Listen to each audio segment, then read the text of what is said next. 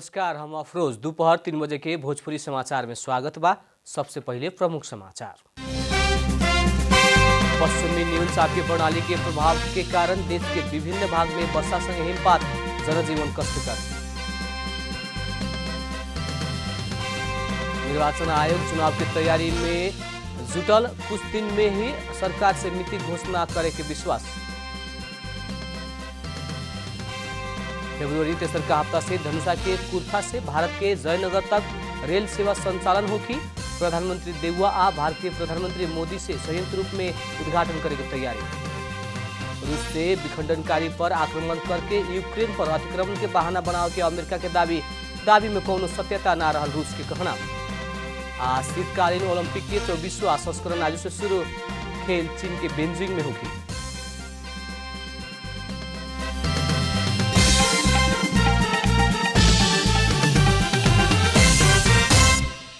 अब पूरा समाचार। अभी पश्चिमी न्यूनचापीय प्रणाली के प्रभाव के कारण कालू राति से ही देश के विभिन्न भाग में वर्षा और हिमपात के कारण देश के जनजीवन कष्टकर बनल बा। काठमाडौँ उपत्यका के लगे डाँडा सहित देश के बहुते उच्च पहाड़ी और हिमाली जिला में भइल हिमपात के कारण जनजीवन कष्टकर बनल है। कालू राति से ही काठमाडौँ के चंद्रागिरी, भालेश्वर, मकवानपुर के दामन, सिमभन्ज्याङ, हुम्ला, सुलुखुम्बु, बझाङ, बाजुरा, डडेलधुरा, दार्चुला लगायत के उच्च हिमाली तथा पहाड़ी क्षेत्र में वर्षा संगे हिमपात हो रहा बा। वैसे कर्णाली, रोल्पा, मनाङ लगायत के उच्च पहाड़ी तथा हिमाली क्षेत्र में हिमपात भइल बा। वर्षा संगे भइल हिमपात के कारण जनजीवन कष्टकर हो रहा बा त ठंडी बढ़ला संगे बाल बालिका और वृद्धा के समेत प्रभाव पड़ल बा। हिमपात के कारण सुदूरपश्चिम पहाड़ी जिला में टेलीफोन सेवा, यातायात सेवा और विद्युतीय सेवा समेत ठप्प भइल बा। हिमपात के कारण हवाई उड़ान समेत प्रभावित भइल बा। नेपालगंज आ सुर्खेत से उड़ान मार्फत होते आइल खाद्यान्न ढुवानी हिमपात के कारण रुकल बाटे। हिमपात और वर्षा से गहुँ, जौ लगायत हिउँदे बाली सप्रे के भइला से किसान खुशी भइल बा। ठंडी से बचे खातिर आवश्यक सतर्कता अपनावे खातिर आग्रह करत जल तथा मौसम विज्ञान विभाग एतवार से मौसम सुधार होके के जनौले बा। पशुपति क्षेत्र भीतर बिना स्वीकृति बनावल गई घर टहरा 15 दिन भीतर खाली करे खातिर पशुपति विकास कोष निर्देशन देले बा। उ सीमा में भी टहरा ना भटकी त बल प्रयोग करके बाध्य होके के कोष चेतावनी देले बा। पशुपति क्षेत्र में अतिक्रमण करके बनावल गई 200 घर टहरा पशुपति क्षेत्र विकास कोष हटाओ के भइल बाटे। जगह अतिक्रमण करके घर टहरा बना के व्यापार करे के व्यवसायी सब व्यवसाय करे बापत अभी तक ले कोष के न्यूनतम मात्रे शुल्क बुझावल लाटे। बिना स्वीकृति बनावल गई घर टहरा पहचान करके पशुपति विकास कोष 15 दिन भीतर उ घर टहरा खाली करे के समय देहले बा। सरकार स्थानीय तह के चुनाव के मिति घोषणा न कैला पर भी आयोग चुनाव के तैयारी में जुटल बा।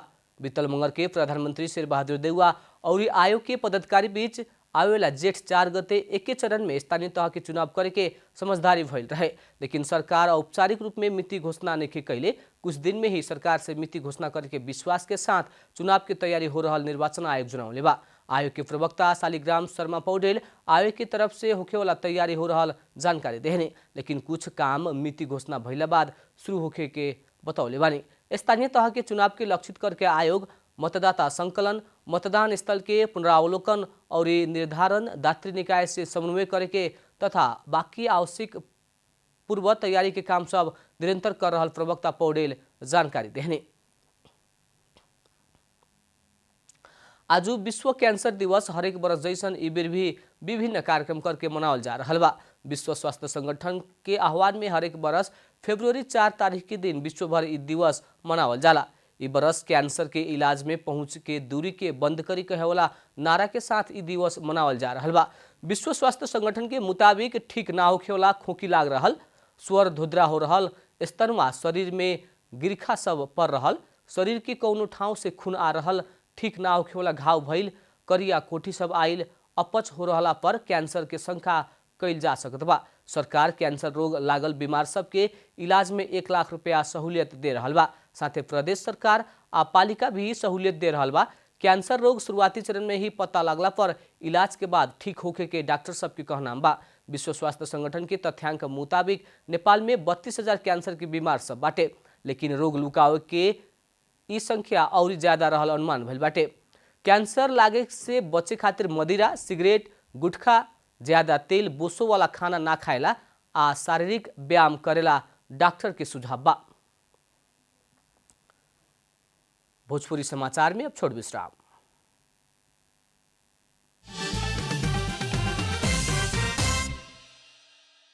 भोजपुरी समाचार में अब थप समाचार।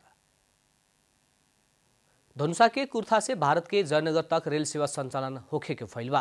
रेलवे लीक के काम ओराइल लंबा समय पर भी संचालन होके ना सकल रेल सेवा ये फरवरी तेसर का हफ्ता से संचालन में आओ के फैलवा।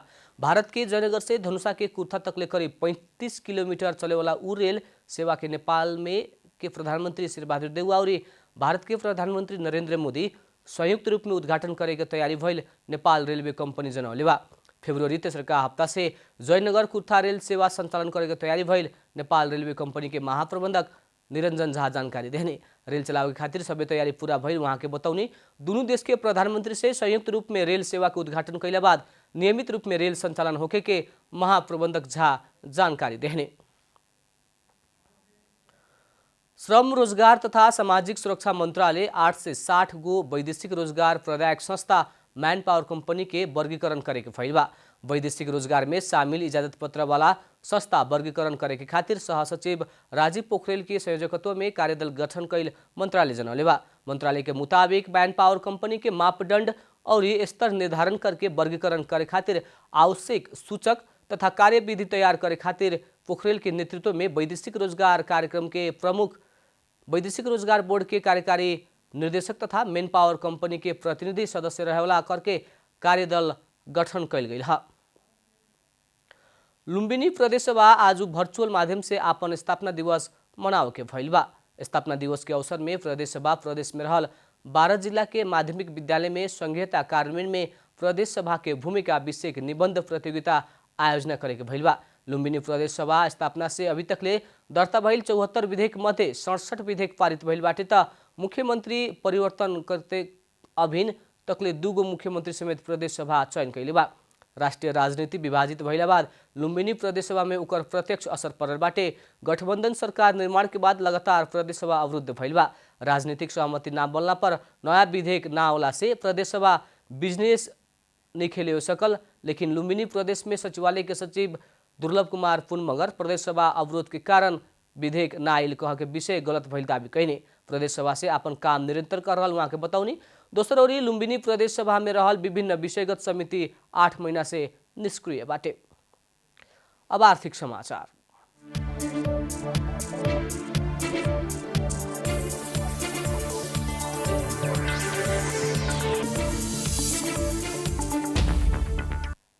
जालपा सामुदायिक लघु वित्त वित्तीय संस्था लिमिटेड आजू से आईपीओ निष्कासन करे के भइलबा। लघु वित्तीय 5 करोड़ 22 लाख रुपया बराबर के 5,22,000 किता आईपीओ जारी कैलक हवे। लघु वित्त निष्कासन कैल कुल 5,22,000 किता शेयर मध्ये 0.5% अर्थात 8,000 किता कर्मचारी सबके और सर्वसाधारण के छुटियावल शेयर मध्ये 5% अर्थात 26,100 किता सामूहिक लगानी कोष के सुरक्षित कैले बाटे। सर्वसाधारण सब बाकी 4,87,900 किता शेयर के खातिर आवेदन दे सकी। उ आईपीओ में जल्दी में माघ 25 गते और लेट में फागुन 6 गते तक आवेदन दे सकल जाए। लगानीकर्ता सब न्यूनतम 10 किता से लेके 5,220 किता तक के खातिर आवेदन दे सकी। आईपीओ निष्कासन तथा बिक्री प्रबंधक प्रभु कैपिटल लिमिटेड रहल बा। भोजपुरी समाचार में अब छोड़ विश्राम।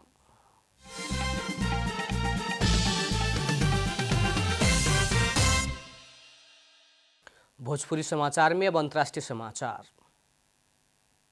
यूक्रेनी सेना रसिया समर्थित विखंडनकारी के आक्रमण कैल झूठा आरोप लगा के रसिया यूक्रेन अतिक्रमण के बहाना बनावल अमेरिकी अधिकारी सब दावी कैले बा।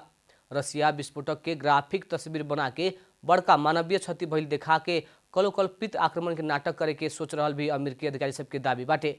अतिक्रमण के बहाना के खातिर रसिया सब झूठा विकल्प बारे सोच रहल उ सबके दावी बाटे। लेकिन रसिया अमेरिकी अधिकारी सबके दावी में कोनो सत्यता ना भइल जनौले बाटे। अपना सब अमेरिका के दावी कैल जैसन कोनो भी वैसन झूठ सांकेतिक कार्रवाई की योजना ना कैल रसिया जनौले बा। यूक्रेन के सीमाना में बड़का संख्या में सुरक्षाकर्मी परिचालन भइले बाद अमेरिका और नेटो फौज ओकर ध्यान दे रहल बा। रूस यूक्रेन हमला के योजना कैल उ सबके अनुमान बाटे। अब खेलकूद समाचार।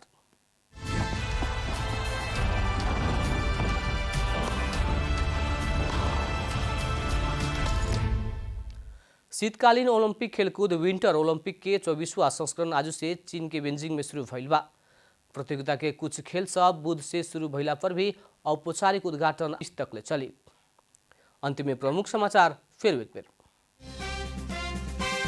पश्चिमी न्यूनचापीय प्रणाली के प्रभाव के कारण देश के विभिन्न भाग में वर्षा संगे हिमपात, जनजीवन कष्टकर। निर्वाचन आयोग चुनाव की तैयारी में जुटल, कुछ दिन में ही सरकार से मिति घोषणा करे के विश्वास।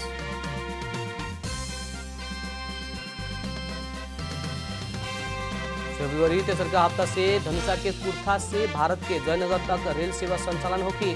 प्रधानमंत्री देउवा भारतीय प्रधानमंत्री मोदी से संयुक्त रूप में उद्घाटन करे के तैयारी। रूस से विखंडनकारी पर आक्रमण करके यूक्रेन पर अतिक्रमण के बहाना बनावे के अमेरिका के दावी में कोनो सत्यता न रहल रूस के कहना।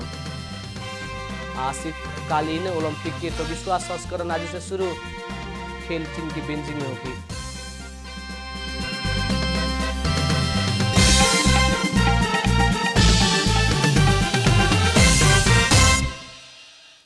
भोजपुरी समाचार अभी खातिर इतना ही। जनता द्वारा जनता खातिर प्रसारित जनता टेलीविजन देखत रहे। प्रणाम।